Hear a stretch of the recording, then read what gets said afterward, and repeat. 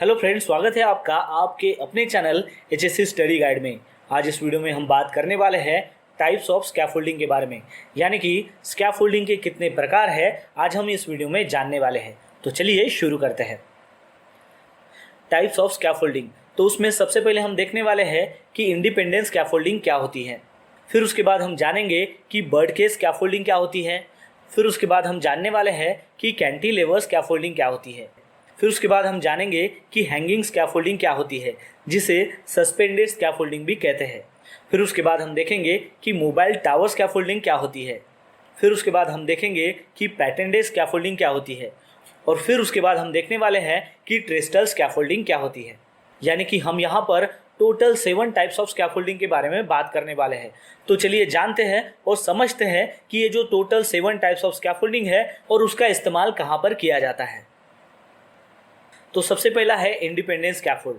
तो independent scaffold को हम कैसे पहचानेंगे? तो सबसे पहले आपको ध्यान में रखना है कि जब भी कोई स्कैफोल्ड हो जिसमें 2 स्टैंडर्ड खाली लगे हैं, तो 2 वर्टिकल जो स्टैंडर्ड्स है उसको सपोर्ट के लिए 2 एडिशनल स्टैंडर्ड लगे हुए हैं आगे में, यानी कि खाली इसमें 2 स्टैंडर्ड रहेंगे और उसी 2 स्टैंडर्ड को आप आगे बढ़ा सकते हो। उसके आगे में आप और 2 वर्टिकल स्टैंडर्ड लगा के और 2 वर्टिकल स्टैंडर्ड लगाकर ऐसे उसकी लेंथ बढ़ा सकते हो। लेकिन उस 2 वर्टिकल स्टैंडर्ड के अलावा और तीसरा या फिर चौथा जो है वो स्टैंडर्ड आप जो है वो नहीं लगा सकते। यानी कि आपको ये ध्यान में रखना है कि जो किसी भी स्कैफोल्ड में 2 वर्टिकल स्टैंडर्ड है और उस 2 वर्टिकल स्टैंडर्ड के बदौलत जो है पूरी स्कैफोल्ड जो है वो इंडिपेंडेंट है, जो आगे में एक्सटेंड हो रही है, तो उसे इंडिपेंडेंट स्कैफोल्ड कहते हैं। जैसे कि आप इस इमेज में देख सकते हो कि यहाँ पर 2 वर्टिकल स्टैंडर्ड है और उसी 2 वर्टिकल स्टैंडर्ड को आगे में एक्सटेंड किया गया है। तो इस टाइप की स्कैफोल्ड को इंडिपेंडेंट स्कैफोल्ड कहते हैं। एग्जाम्पल के तौर पर देखिए, जब भी आप किसी बिल्डिंग कंस्ट्रक्शन में काम करते हो तो उस बिल्डिंग के सराउंडिंग में जब भी कोई पेंटिंग का काम हो या फिर मिशनरी का काम हो तो उस बिल्डिंग के सराउंडिंग में 2 वर्टिकल के सहारे उस पूरी स्कैफोल्ड को कनेक्ट किया जाता है। तो उस स्कैफोल्ड को इंडिपेंडेंट स्कैफोल्ड कहते हैं। चलिए अब जानते हैं कि बर्ड केस स्कैफोल्ड क्या होता है और उसको हम कैसे पहचानेंगे।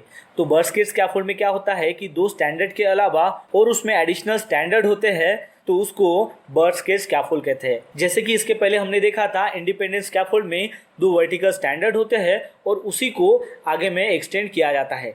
लेकिन बर्ड केस स्कैफोल्ड में क्या होता है कि 2 स्टैंडर्ड के अलावा और एडिशनल उसमें स्टैंडर्ड होते हैं। वो भले ही 3 हो, 4 हो, 5 हो, वो कितने भी हो, लेकिन 2 से ज़्यादा उसमें स्टैंडर्ड होते हैं, तो उसको बर्ड केस स्कैफोल्ड कहते हैं। इस इमेज में आप देख सकते हो कि यहाँ पर 2 से ज़्यादा एडिशनल जो है वो स्टैंडर्ड है, यानी कि एडिशनल बेलेंथ यहाँ पर कनेक्ट किए गए हैं। तो बस आपको यहाँ पर ये समझना है कि जिस स्कैफोल्ड में 2 स्टैंडर्ड के अलावा और एडिशनल स्टैंडर्ड्स होते हैं, वो भले ही 3 हो, 4 हो, 5 हो, और उसके ज़रिए जो भी स्कैफोल्ड फॉर्म होती है उसे बर्ड केस स्कैफोल्ड कहते हैं। चलिए अब जानते हैं हमारे नेक्स्ट टाइप ऑफ स्कैफोल्डिंग के बारे में, जिसका नाम है कैंटिलीवर स्कैफोल्ड। आपके सामने में ये जो इमेज है, यहाँ पर ये जो स्कैफोल्ड ऑलरेडी जो बनाई गई है और इसके अलावा अगर हमें एडिशनल स्कैफोल्ड चाहिए तो हम क्या करेंगे कि ये जो स्कैफोल्ड है इसका सपोर्ट लेकर हम एडिशनल स्कैफोल्ड बनाएंगे। जो हम नई जो स्कैफोल्ड बनाएंगे उसका जो सपोर्ट है वो हम ग्राउंड लेवल से न लेके जो हमारी पहले से जो स्कैफोल्डिंग है उसके साथ हम उसको कनेक्ट करके उसके साथ जो हम सपोर्ट लेंगे उसको कैंटिलीवर स्कैफोल्ड कहते हैं। आप इमेज में देख सकते हो कि यहाँ पर ये जो एडिशनल प्लेटफॉर्म जो यहाँ पर एक्सटेंड किया गया है उसका जो सपोर्ट है वो ग्राउंड लेवल से न होके पहले जो ऑलरेडी स्कैफोल्डिंग थी उसके साथ में इसका सपोर्ट दिया हुआ है। तो इस टाइप के स्कैफोल्ड को कैंटिलीवर स्कैफोल्ड कहते हैं। आप कंस्ट्रक्शन लाइन में जब भी जाते हो तो आपको ज़्यादातर ऐसे जो कैंटिलीवर स्कैफोल्ड है वो दिखाई देते हैं।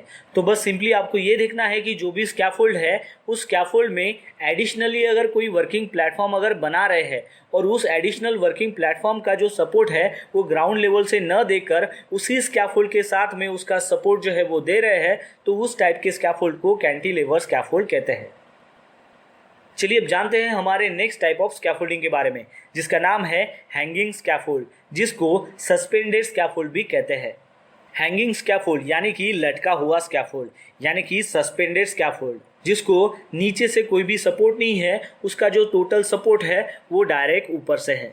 एग्जाम्पल के तौर पर आपके सामने में ये जो इमेज दिखाई दे रही है, इसमें जो स्कैफोल्ड बनी हुई है वो नीचे से न बनकर ऊपर से बन के आई है, यानी कि ऊपर वाला जो सपोर्ट है वहाँ से ये जो स्कैफोल्ड है वो बन के नीचे आई है। और ये जो स्कैफोल्ड है ये आप देख सकते हो कि ये हैंगिंग है, यानी कि ये सस्पेंडेड है।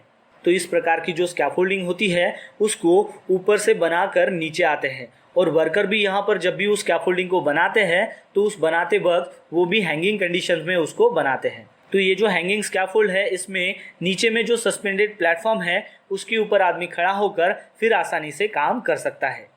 और एक एग्जांपल है सस्पेंडेड स्कैफोल्डिंग का। आपके सामने में ये जो इमेज दिखाई दे रही है इसमें एक झूला है, और ये जो झूला है यानी कि ये एक सस्पेंडेड प्लेटफॉर्म है जिसके ऊपर आदमी खड़ा होकर काम कर सकता है। तो ये जो सस्पेंडेड प्लेटफॉर्म है इसका इस्तेमाल ज़्यादातर शीट लगाने के लिए या फिर पेंटिंग करने के लिए इस्तेमाल किया जाता है। तो ये जो सस्पेंडेड प्लेटफॉर्म है यानी कि झूला है, इसका जो सपोर्ट है वो नीचे से कुछ भी नहीं है, इसको ऊपर से टाई अप किया जाता है और उसको सपोर्ट दिया जाता है ताकि ये जो सस्पेंडेड प्लेटफॉर्म है यानी कि जो झूला है वो नीचे ना गिर सके। तो इस टाइप के स्कैफोल्ड को सस्पेंडेड स्कैफोल्ड कहते हैं। फिर उसके बाद का हमारा स्कैफोल्डिंग है वो है mobile tower scaffold. Mobile tower scaffold जो है वो एक जगह से दूसरी जगह मूव करने के लिए बनाया जाता है, जिसका इस्तेमाल ज़्यादातर लोअर हाइट में यानी कि 3 मीटर की हाइट हो, 4 मीटर की हाइट हो, 5 मीटर या 6 मीटर, तो इतने हाइट पर अगर आपको कोई भी पेंटिंग का काम हो या फिर मेसनरी का काम हो तो वो काम करने के लिए मोबाइल टावर स्कैफोल्डिंग का इस्तेमाल किया जाता है। इस मोबाइल टावर स्कैफोल्डिंग को आप एक जगह से दूसरी जगह शिफ्ट कर सकते हो, क्योंकि इस मोबाइल टावर स्कैफोल्ड में नीचे में व्हील लगाए जाते हैं और उस व्हील के ज़रिए आप इजीली उस मोबाइल टावर को एक जगह से दूसरी जगह शिफ्ट कर सकते हो और अपना काम जो है वो जल्दी से कर सकते हो। फिर उसके बाद का स्कैफोल्डिंग टाइप है वो है पैटेंटेड स्कैफोल्डिंग। पैटेंटेड जो स्कैफोल्डिंग है वो फुल्ली जो है वो स्टील से बनी हुई रहती है, जिसमें स्पेशल कपलिंग और फ्रेम्स होती है। और ये जो स्कैफोल्ड है ये रेडीमेड स्कैफोल्ड आती है जो मार्केट में भी आपको इजीली अवेलेबल मिल जाती है। इस टाइप के स्कैफोल्डिंग में ब्रैकेट्स होते हैं और उस ब्रैकेट्स के ऊपर आप वर्किंग प्लेटफॉर्म जो है वो इजीली फॉर्म कर सकते हो। और ये जो वर्किंग प्लेटफॉर्म होता है वो एडजस्टेबल होता है, यानी कि आप इजीली जिस रिक्वायर्ड लेवल पर आपको काम करना है वहाँ पर उसको एडजस्ट कर सकते हो। फिर उसके बाद का जो टाइप ऑफ स्कैफोल्डिंग है वो है ट्रेस्टल स्कैफोल्डिंग। तो इस टाइप की जो भी स्कैफोल्डिंग होती है उस स्कैफोल्डिंग का जो वर्किंग प्लेटफॉर्म है उसको सपोर्ट दिया हुआ रहता है ट्राइपॉड से या फिर लैडर से, और वो जो ट्राइपॉड या फिर लैडर हो वो मूवेबल होती है। तो इस टाइप के स्कैफोल्डिंग के ऊपर ज़्यादातर जो काम है वो रूम के अंदर किया जाता है, जैसे कि कोई पेंटिंग्स हो या फिर रिपेयर्स हो। इस टाइप के जो भी छोटे मोटे काम होते हैं वो इस स्कैफोल्डिंग के ज़रिए किए जाते हैं। तो दोस्तों इस वीडियो के माध्यम से आपको समझ में आ गया होगा कि स्कैफोल्डिंग के कितने प्रकार होते हैं। तो बस आज के लिए इतना ही, मिलते हैं नेक्स्ट वीडियो में एक नए टॉपिक के साथ में। तब तक के लिए टेक केयर, बाय बाय।